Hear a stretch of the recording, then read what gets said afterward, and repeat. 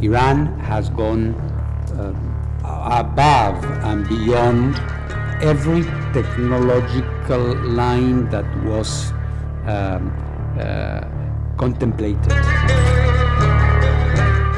পারমাণবিক অস্ত্র তৈরি করছে ইরান এমন শঙ্কা থেকেই দেশটির সাথে বিরোধিতায় জড়ায় প্রেসিডেন্ট ডোনাল্ড ট্রাম্প প্রশাসন। মধ্যপ্রাচ্যের নিয়ন্ত্রণভার ইরানের উপর চলে গেলে দুর্বল হয়ে পড়বে ইসরায়েল এমন আশঙ্কাও আছে নতুন মার্কিন প্রশাসনের মাঝে। এদিকে ইরানের পারমাণবিক অস্ত্র সংখ্যা নিয়েও চলছে জল্পনা কল্পনা। পরমাণু অস্ত্রে কবে শক্তিশালী হবে ইরান এই প্রশ্নের উত্তর খুঁজতে ব্যস্ত আন্তর্জাতিক আণবিক শক্তি সংস্থা IAEA। তবে মধ্যপ্রাচ্যে ইরান পারমাণবিক শক্তি অর্জন করলে যুক্তরাষ্ট্রের আসলে ক্ষতিটা কোথায়?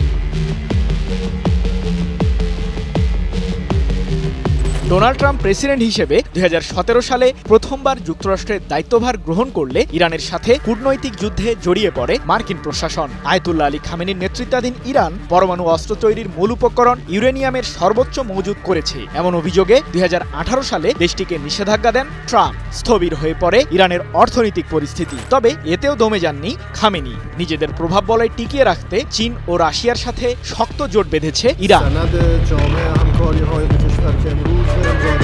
যুক্তরাষ্ট্রের ওপর নির্ভরশীলতা কমাতে নতুন বাণিজ্যিক বাজার তৈরি করে নিয়েছে ইরান। চীনের সাথে ইউয়ান মুদ্রা দিয়েই জ্বালানি তেল রপ্তানির কাজ সেরে ফেলছে খামেনির দেশটি। ওইদিকে রাশিয়ার সাথে সম্প্রতি কৌশলগত চুক্তি করেছে ইরানের প্রেসিডেন্ট মাসুদ পেজেশকিয়ান, যার মাধ্যমে পারমাণবিক কর্মসূচি এগিয়ে নিতে মস্কোর সহায়তার প্রতিশ্রুতি দিয়েছেন রুশ প্রেসিডেন্ট ভ্লাদিমির পুতিন। আর এতেই কোণঠাসা হয়ে পড়ে মার্কিন বলয়।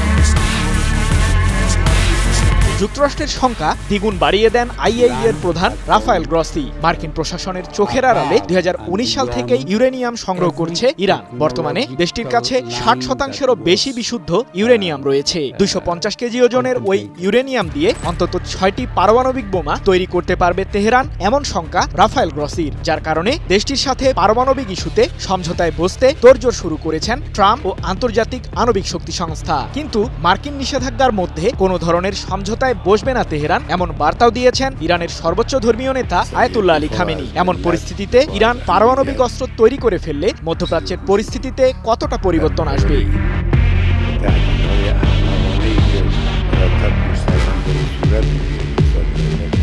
ফিলিস্তিনের স্বাধীনতাকামী সংগঠন হামাস, লেবাননের সশস্ত্র গোষ্ঠী হিজবুল্লাহ এবং ইয়েমেনের হুথি বিদ্রোহীদের নিয়ে যুক্তরাষ্ট্র ও ইসরায়েলকে মোকাবিলা করছে ইরান। বর্তমানে দেশটির কাছে নতুন প্রজন্মের ড্রোন আর অত্যাধুনিক ক্ষেপণাস্ত্র রয়েছে, যা দিয়ে এরই মধ্যে 2 দফায় ইসরায়েলে হামলা চালিয়েছে ইরান। এদিকে নেতানিয়াহুর শেষ আস্তানাও গুড়িয়ে দিতে অপারেশন ট্রু প্রমিস 3 পরিচালনা বিষয়ে প্রস্তুতি নিয়েছেন খামেনি। সঠিক প্যাড আর সঠিক তথ্য দিয়ে কেশু সামলে নিব এক হয়ে। Mona Lisa sanitary napkin. ইরান পারমাণবিক অস্ত্র বানাতে সফল হলে মধ্যপ্রাচ্যে ভেঙে পড়বে পশ্চিমা বলয়। পাশাপাশি রাশিয়ার সাথে ইরানের পোক্ত বন্ধুত্ব থাকায় কোণঠাসা হয়ে পড়বে যুক্তরাষ্ট্র। এদিকে চীনের সাথে নতুন বাণিজ্যিক সম্পর্ক গড়ায় পুরো পশ্চিম এশিয়াতে ধস নামবে মার্কিন সরকারের ব্যবসায়িক পরিস্থিতি। আর ইসরায়েলের প্রধানমন্ত্রী নেতানিয়াহুকেও ছাড়তে হবে তার দীর্ঘদিনের প্রধানমন্ত্রীর গদি। এসব বিষয়কে মাথায় রেখেই ইরানকে দমাতে মরিয়া ট্রাম্পের নেতৃত্বাধীন মার্কিন প্রশাসন এমন ধারণা বিশ্লেষকদের। সৃজন মাহমুদ, নিউজ 24।